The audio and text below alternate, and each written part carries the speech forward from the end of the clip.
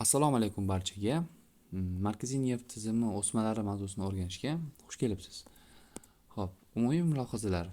Ko'pchilik o'smalar intrakranial bo'ladi, ya'ni bosh miyani ichida joylashgan bo'ladi. Orqa miya o'smalari kamdan kam uchraydi. Kattalarda o'smalar supratentorial, ya'ni tentorium deb aytilgan miyani qismi bo'lib, u miyachani korteksdan ajratib turadi. Mana shu tentoriumdan yuqorida joylashgan o'smalar kattalarda ko'p kuzatiladi va bunaqangi turdagi o'smalar supratentorial o'smalar deyiladi. Tentoriumdan pastda joylashgan o'smalar esa infratentorial deyiladi va ular asosan yosh bolalarda kuzatiladi.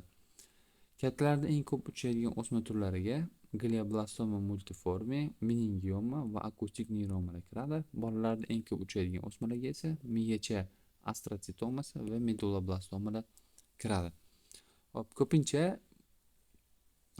markaziy nerv tizimining birlamchi o'smalari ikkilamchi o'smalarga ko'ra kamroq kuzatiladi. Ya'ni bosh miyada qanaqadir o'sma aniqlanadigan bo'lsa, bu katta ehtimollik bilan boshqa organdan kelgan bo'lishi mumkin.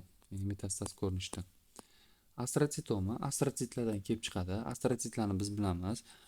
Markaziy nerv tizimining supportive, ya'ni qo'llab-quvvatlovchi hujayralarga kiradi. Uning vazifasi utilizatsiya qilish, mustahkamlikni ta'minlash, hujayralar orasidagi aloqani ta'minlash kabi funksiyalarni bajaradi.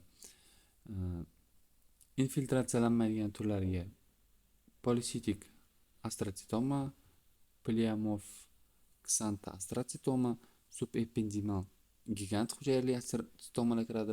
Diffuz astrotsitomalarga esa past darajali fibrillar astrotsitoma, anaplastik astrotsitoma va glioblastoma multiforme turlari kiradi. Bulardan eng mashhuri glioblastoma multiforme hisoblanadi. Chunki bu eng keng tarqalgan xavfli miya o'smasi kuchli anaplaziya hamda pleomorfizm bilan namoyon bo'ladi. Bosh miya yarim sharlarida paydo bo'ladi va bir yarim sharda paydo bo'lgan o'simta ikkinchi yarim sharga ham o'tishi mumkin. Prognozi juda ham yomon. Gistologik o'ziga xos ko'rinishi bor. Psevdopalisad ko'rinishni hosil qiladi. Bunda hujayralar bir bilan zid joylashadi va hujayralar shunchalik tez bo'linadiki, qon tomir bilan ta'minlashga ulgurmaydi. Shuning uchun markaziy qismida nekroz kuzatiladi.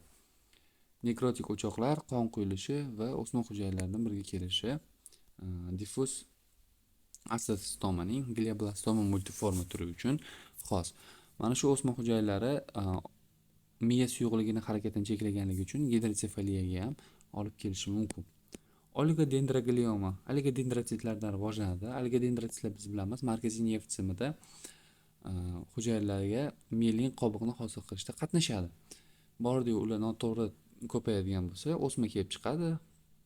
Ular gistologik jihatdan qovurilgan tuxumni eslatib yuboradi. Qovurilgan tuxumni biladigan bo'lsak, sariq yadrosi va atrofida oqish qismi bo'ladi, oqsillik. Xuddi shunga o'xshagan ko'rinishda bo'lganligi uchun oligodendrotsitlarning o'smasiga shunaqa ta'rif berilgan. Bu kasallik sekin o'sadi, juda ham kam uchraydi va frontal bo'laklardan rivojlanadi. Kapillarlar yordamida hujayralar guruhlari bir-biridan ajralib turadi.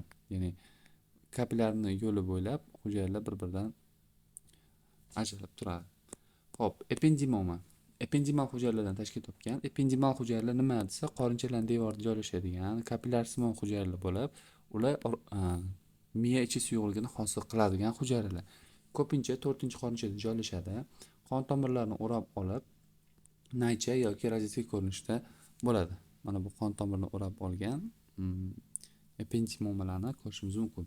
O'sma hujayralariga xarakterli bleforoblastlarni ham hosil qiladi, ya'ni yadro yaqinida kiprikchalar va bazal tanachalarni bo'lishi. Mana bu rasmga e'tibor beradigan bo'lsak, 4-qorinchada joylashgan ependimal o'smani rasmiga nazarimiz tushadi. Va bu orqa miya suyuqligini ko'p ishlab chiqarib yuborishi, hattoki obstruksiyani ham keltirib chiqarishi mumkin va gidrotsefaliyaga olib keladi. Papillar o'sma kelib chiqishi va orqa miya suyuqligi oqimini to'sib qo'ygandan keyin gidrotsefaliya rivojlanar ekan. Xo'p, meningioma. Meningioma bu meningial hujayralardan rivojlanadi, ya'ni miyani pardasidan rivojlanadi. Shuning uchun miyani pardasi miya yuzasida bo'lganligi tufayli ularning o'smasi ham miyani yuzasida joylashadi. 30 yoshdan keyin ko'proq ayollarda kuzatiladi. Ko'pincha belgilarsiz, ba'zan esa markaziy mahalliy ta'sirlanish hosil qilganligi uchun, irritate qilgani uchun fokal nevrologik belgilarga olib keladi. ya'ni sudurgilar bo'lishi mumkin, ma'lum bir turdagi mushaklar ishlamay qolishi mumkin yoki haddan tashqari kuchli ishlab yuborishi mumkin. Arachnoid hujayralardan rivojlanadi. Gistologik jihatdan duksimon hujayralarning aylanma naqshlari va qatlamli kalsifikatsiya samoma tanchalarni bo'lishi bilan xarakterlanadi. Ya'ni mana bu oq rasmli oq rangli o'zgarishlar kalsifikatsiyani belgilaydi va bu samoma tanchalar deb aytiladi. Medulloblastoma bolalarda eng ko'p uchraydigan o'smalardan biri. Primitiv neyroektodermal hujayralardan hosil bo'ladi va miya ichida uchraydi. Ya'ni bu infratentorial o'sma. 4-qorinchani obstruksiyasiga olib kelishi mumkin. Bu gidrotsefaliyaga, papillodemaga, bosh og'rig'i va ataksiyani chaqiradi. Gistologiyasi oz sitoplazmaga ega bo'lgan, zich joylashgan hujayralardan iborat, ya'ni bir-biriga yaqin joylashgan, deyarli yadrodan iborat bo'lgan o'smalar to'plami. Va mana bu rasmga e'tibor bersak, miya ichida joylashgan hujayralarning to'plami ko'rsatib o'tilgan. Gemangioblastoma miya ichida uchraydigan o'sma turi bu ham. Bu qon tomirlarining noto'g'ri shakllanishi natijasida kelib chiqadi. Von Hippel-Lindau kasalligi bilan bog'liq bo'lishi mumkin. O'zi von Hippel-Lindau bu ko'p organlarda o'sma, kista va shuningdek gemangioblastomalarni hosil qilish bilan kechadigan kasallik. Bunda genetik jihatdan VHL genida mutatsiya bo'lardi va von Hippel-Lindau kasalligi to'g'risida siz bilan buyrak o'smalari kasalligida gaplashganmiz. Chunki bu kasallikda renal hujayrali karsinomalar ham ko'p kuzatiladi.